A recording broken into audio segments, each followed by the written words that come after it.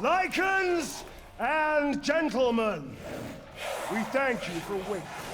Hello there, gorgeous people. JJ here, and I am very excited to share with you guys my personal top 10 games of 2021.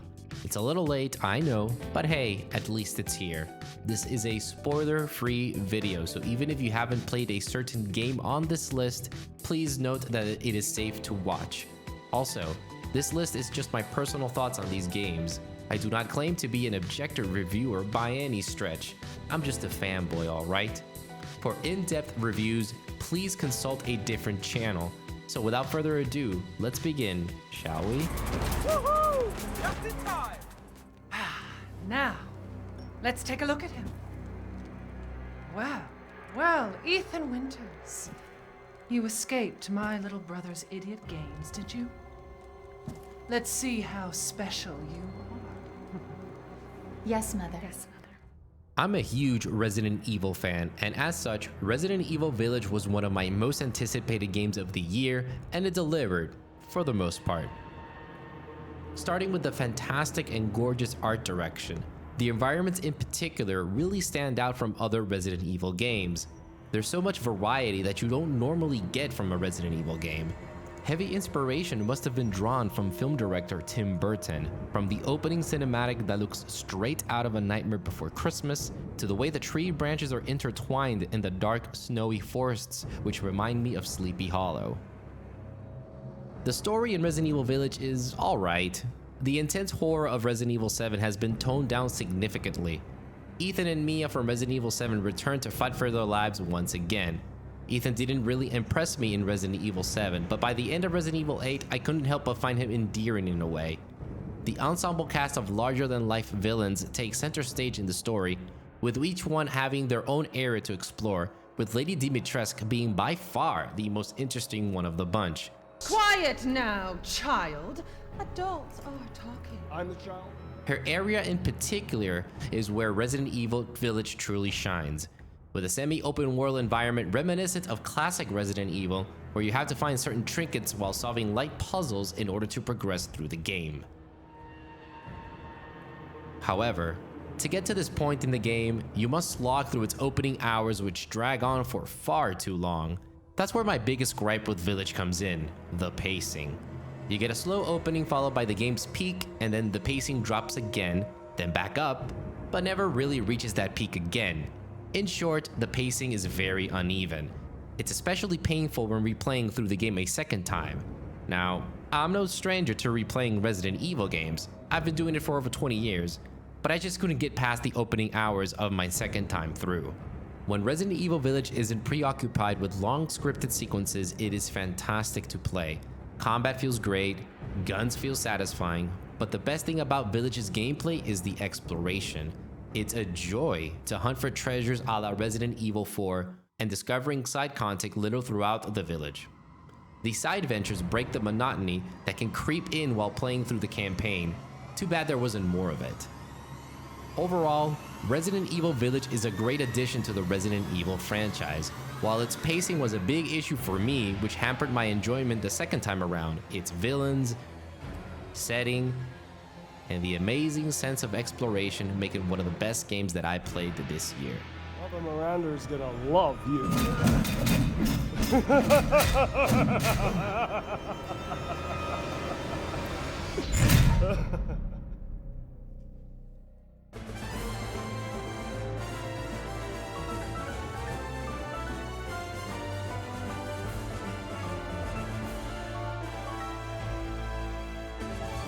Let's get this out of the way first.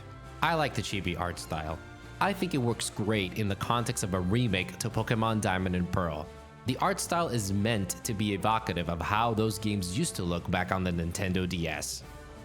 This is a Pokemon game through and through. It's like, hey yo, you like Pokemon? Well, I got news for you, buddy. They made another one of those. While it isn't technically a new Pokemon game, it's the Pokemon game that I needed to play after the somewhat underwhelming Sword and Shield. After spending dozens of hours with Shining Pearl, it actually makes Sword and Shield look retroactively worse in a way. But alright, let me try to explain why. Pokemon Shining Pearl has engaging traversal and encourages exploration. You know those things everyone hated back then, the HMs? While yes, the HMs were a bit of a hassle to deal with, it did however add an element of Metroidvania to the entire Pokemon experience, especially in Diamond and Pearl. The Sinnoh region is full of optional areas blocked off by an HM ability. Once you acquire any new HMs, you'd be encouraged to go back and check previous areas to find items and even brand new areas filled with new Pokemon to catch. Sword and Shield has none of this. Traversal was extremely linear, you'd go from point A to point B with zero incentive to go back to previous areas except of course the wild area, but this location was devoid of light puzzle solving, which is something that was prevalent in the older Pokemon games such as Diamond and Pearl. There's not much else to say really, it's Pokemon, a solid remake that doesn't take too many risks, and hey, that's exactly what I needed out of Pokemon.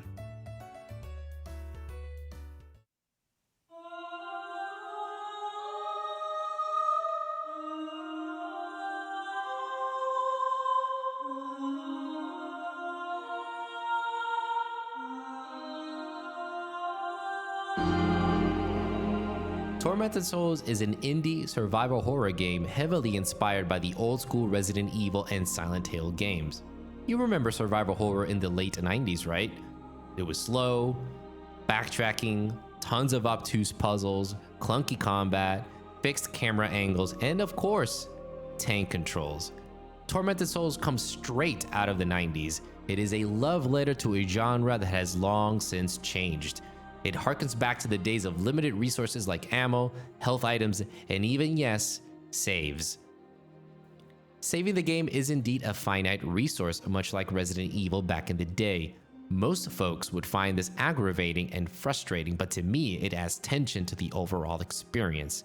Afraid of dying and losing progress makes me play carefully while also thinking of how best to use my waning resources. The best aspect of any true survival horror is its puzzles, and Tormented Souls is full of them. Puzzles vary a lot in difficulty. Not gonna lie, I'd get stuck in the same puzzles for hours on end while trying to figure out how to solve it. It even got me to use pen and paper in 2021. I can't think of the last time a game made me use a pen and of course my brain. Some of them did frustrate me because I couldn't understand what was being asked of me, but once I saw the light and solved it, it was highly satisfying. Felt really smart.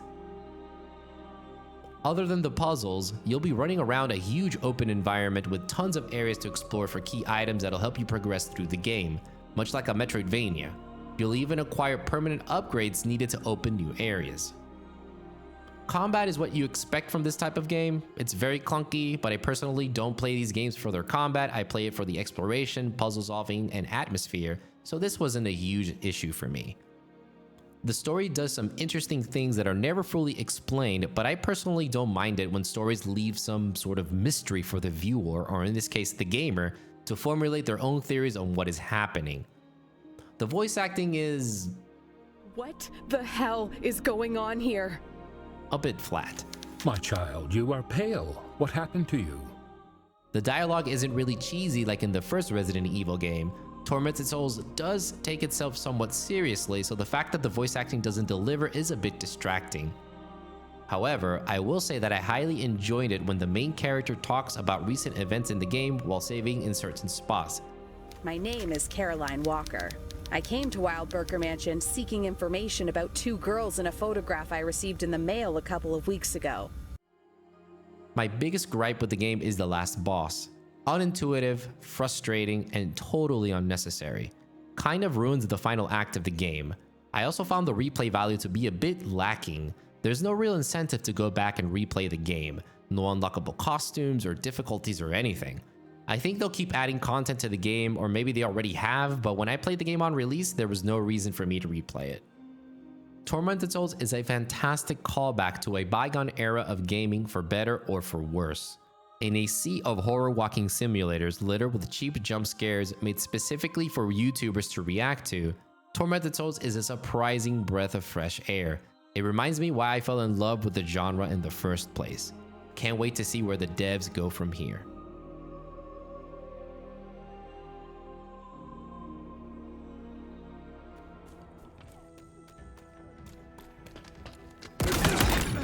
No scope. I've been a casual Halo fan for many years, though I haven't kept up with the series since Bungie's last game, Halo Reach, way back on the Xbox 360. Halo Infinite wasn't even on my radar until 343 announced that the multiplayer would be free to play on both the PC and Xbox. I figured, why not? And boy did I have tons of fun with Infinite. I started playing with mouse and keyboard, which felt completely alien to me, but once I switched over to controller, that's where the muscle memory came flooding back from all those sleepless nights at Halo LAN parties in high school. Perfect. It's Halo, but modernized to feel a bit peppier and faster while also retaining that Halo feel. I didn't have the time to play through the campaign, so my thoughts are strictly for the multiplayer. The competitive nature of Halo is very much present no matter which game mode you choose. Certain matches can feel one-sided, especially when going solo against a group of coordinated players. However, I couldn't help but have fun. Grabbing a BR rifle and getting those perfect headshots, or one-scoping a player from a distance with a sniper rifle, or running over enemies in a Warthog, none of this ever gets old. Out of all the game modes, big team battles certainly feel like old school Halo.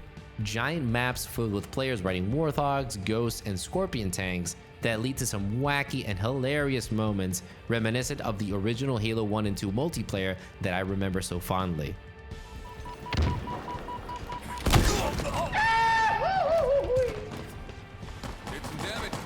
Halo Infinite looks and performs outstanding on PC. I can also report that crossplay works exceptionally well.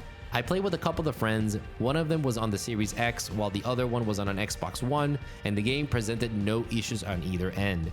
The production values are what you expect from a big Halo game.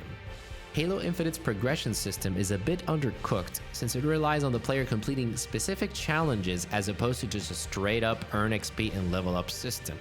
343 announced changes for it, so at least it'll be different in the future.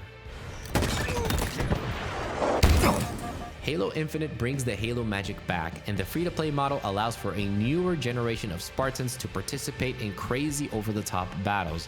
And for those of us who've been here since the beginning, remember that Spartans never die. No scope. You have arrived at your destination.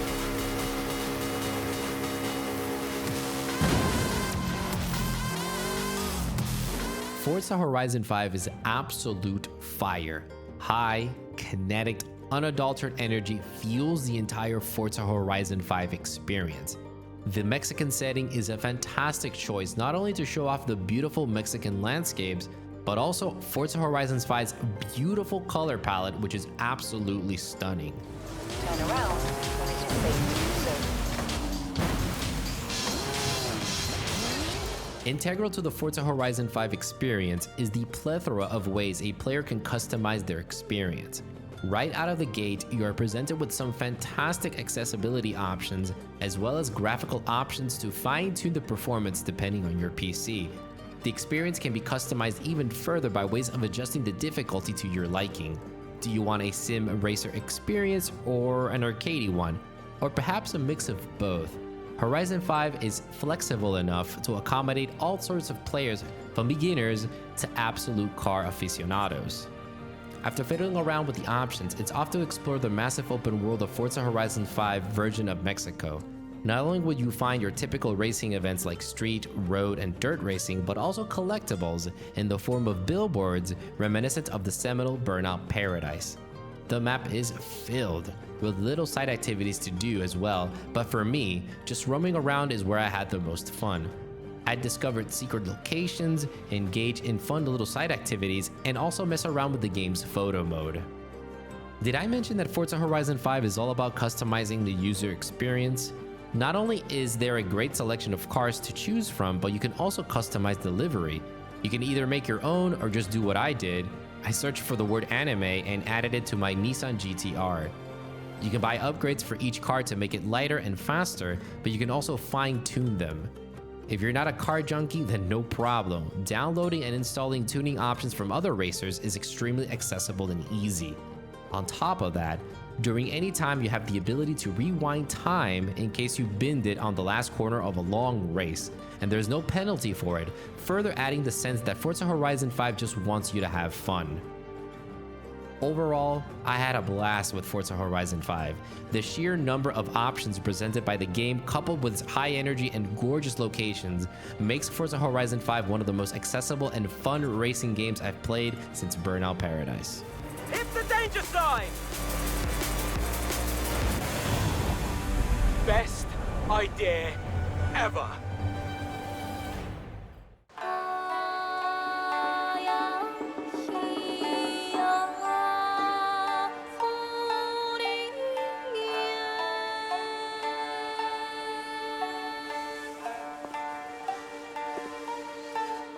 Monster Hunter Rise is one of those games that proves that art design is way more important than raw graphical prowess.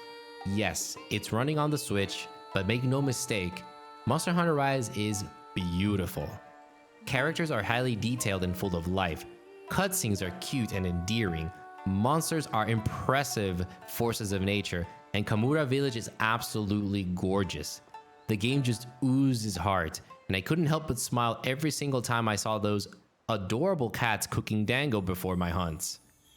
Monster Hunter Rise is full of these little instances that make it an absolute delight to play. Yes, this is a Monster Hunter game through and through. The addicting gameplay loop of hunting monsters to acquire materials for crafting better gear is still very much present. The biggest addition to the tried and true formula of monster hunting is the wire bug, and I had an absolute blast with it.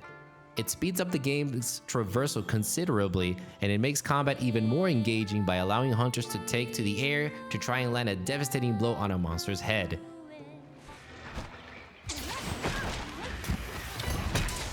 It also makes recovering from a monster's attack way faster than ever before, allowing the combat to keep its momentum in the heat of the battle as opposed to waiting for what feels like an eternity for the hunter to complete their stand-up animation in the previous game.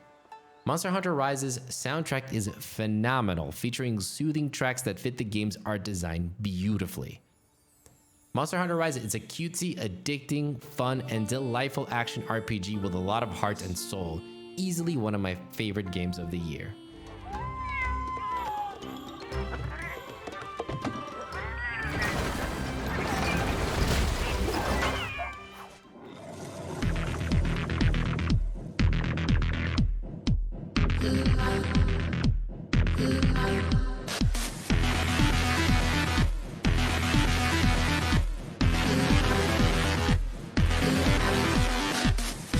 If I had to describe Shin Megami Tensei 5 in one word, it would be engaging, and that's saying a lot coming from a JRPG franchise that is infamous for its unforgiving difficulty and hardcore dungeon crawling gameplay.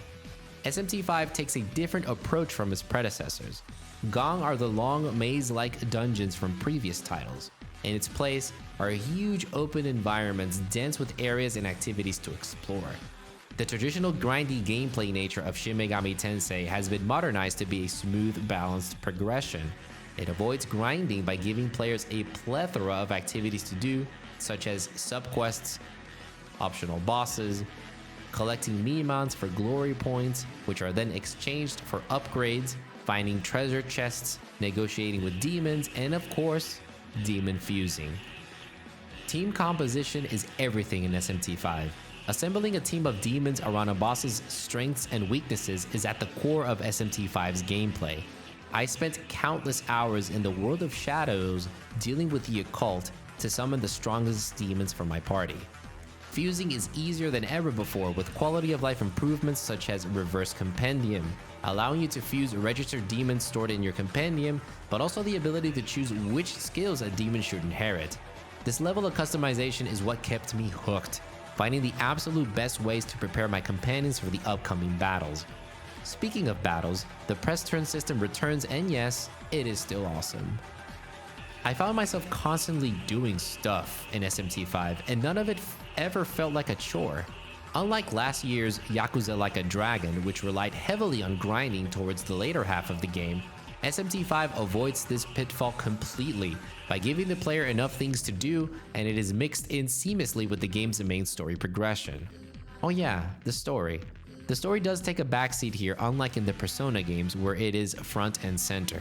Characters are underdeveloped, not enough screen time is given to them to fully flesh out their motivations, so by the game's final climax, you don't really care for them at all. This wasn't a deal breaker for me personally, but I can understand why this would sour a few people. The tone isn't as bleak or as dark as previous Shin Megami Tensei games, but it still has a great atmosphere, thanks to its gorgeous demonic art style and incredible soundtrack. Tracks are reminiscent of old school SMT dating back to the original game on the Super Famicom. I especially love the boss fight tracks, of which there are several. It's nice that the game switches up its battle music at a consistent pace, avoiding some of that battle music fatigue that can happen in some JRPGs. Persona PSP. Like most things in life, nothing is perfect, and I do have a few gripes. The game is beautiful, but it comes with the cost of pushing the Switch to its absolute limits, so naturally the frame rate struggles to keep up. Another issue is the DLC. Optional boss fights and demons are locked behind a paywall. This content should have been a part of the game. And lastly, the final dungeon felt unnecessary. It does have an interesting mechanic, but it feels a bit undercooked. Honestly, this entire section could be cut from the game and no one would miss it. Hours would fly by whenever I sat down to play Shin Megami Tensei 5. Its core gameplay loop of exploring big open areas looking for treasures, negotiating with demons, assembling my team, hunting optional bosses, and completing side quests had me hooked for almost 75 hours. While it does have its fair share of issues such as the frame rate, the egregious DLC, and the last dungeon being a drag, Shin Megami Tensei 5 is still one hell of an engaging game worth checking out.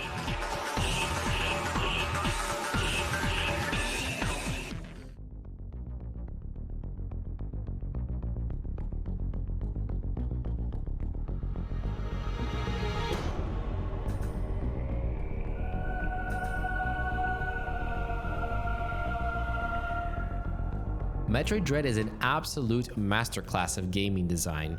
The visuals, the gameplay, the combat, the animation, the level design, the environmental storytelling, seemingly every single aspect of Dread was meticulously designed to remind the industry why the genre is called Metroidvania in the first place. One of the most important key elements in any Metroid game, or any other Metroidvania game really, is the level design. Metroid Dread does not hold your hand. No objective markers are ever placed on the map. You will get lost, but this is intentional since exploration is highly encouraged. It is up to the player to explore every nook and cranny, to use every suit or missile upgrade at their disposal to find the next area. It harkens back to the good old days of having to discover things on your own. That sense of accomplishment rarely exists anymore in an age where quest markers and DLC treasure maps are in abundance. Dread also avoids backtracking fatigue by giving players multiple return routes through areas. The map just feels organic and natural. Metroid Dread is a joy to play thanks to its tight and responsive controls. Combat is exhilarating, but challenging, so get ready to test those skills against the game's many boss encounters. Be warned that you will die, at least until you discover the boss's patterns, then it's just a matter of execution. Samus's buttery smooth movement is backed up by astounding animations. Transitions between jumping, shooting, morph balling, hanging onto ledges, and countering an enemy's attack looks great and feels slick. Cutscenes are also beautifully framed and animated. Gone are the long-winded, boring, cringy, stilted, and uninteresting Samus monologues from Other M, and instead replaced with the silent, strong, and badass Samus from previous games. She may not speak, but her body language more than conveys that badassery we've always loved. Metroid Dread is a return to form for the franchise. It reminded me why I fell in love with Metroidvanias. Mercury Steam has knocked it out of the park because Samus has finally returned. See you next mission.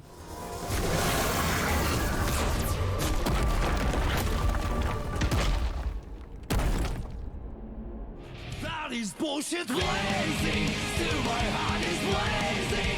If the word kill me, I don't need a new one under you. Soon you will know, we already know the smell of the game.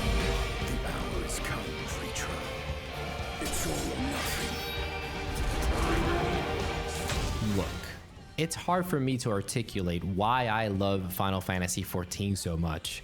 For other games, it's easy to point out what I like about them, like, oh, you know, the controls are tight, or the gameplay is fun, or it has engaging mechanics, but I can't seem to do that easily with 14, which is why, honestly, I'll keep this brief so I don't end up rambling nonsense. And besides, I can't talk about spoilers, so it makes expressing my thoughts even more difficult, but I'll try my best here. So yeah, Endwalker is my favorite Final Fantasy XIV expansion yet. It's baffling how the 14 team has been able to consistently outdo themselves every single time.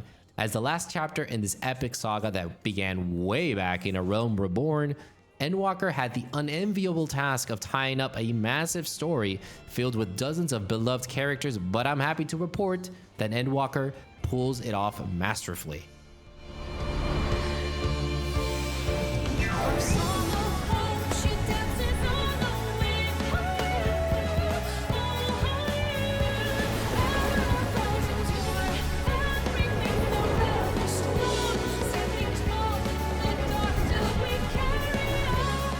Endwalker is perhaps the darkest chapter in 14's history, even more so than Shadowbringers. There are a handful of messed up scenes that straight up still haunt me to this day. The dark tone is effective at raising the stakes higher than ever before. As I am emotionally invested in this world and its characters, I was nervous, never knowing what would happen next. The story has this weight to it, thanks to its endearing cast of characters that honestly, I just want everyone to come out of this one alive. Character development is as strong as ever before. Even as the world is plunged into chaos, the story still manages to slow things down so that characters, old and new, can still have those endearing heart-to-heart moments that further develop their individual story arcs. You'd think that the final chapter of an almost 10-year saga would only focus on tying up the arcs of past characters, but not only does it pull that off, but also manages to fully flesh out the newer characters as well, to the point where there's this one arc that had me tear up towards the end. All told, Endwalker's story is immaculate. It does a phenomenal job of expanding the lore even further while also introducing new fully fleshed out characters, and still manages to tie up the loose ends from previous expansions.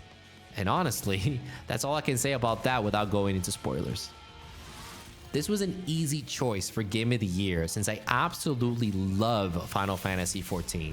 Not only is it my 2021 Game of the Year, but also it's my new favorite Final Fantasy and one of my favorite games of all time.